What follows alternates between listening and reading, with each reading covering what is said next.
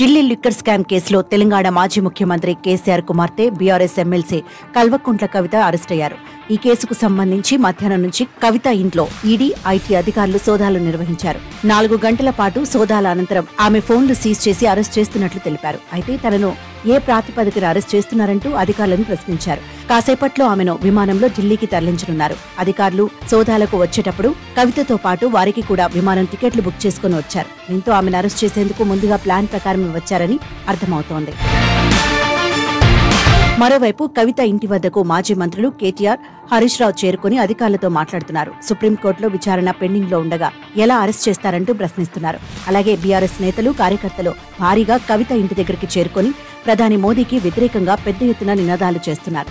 ఈ అరెస్టుపై న్యాయ పోరాటం చేస్తామని నేతలు చెబుతున్నారు. దీంతో అక్కడ ఉద్రిక్తత పరిస్థితులు ఏర్పడటంతో పోలీసులు భారీగా మోహరించారు. కవిత ఇంట్లోకి ఎవరిని అనుమతించడం లేదు.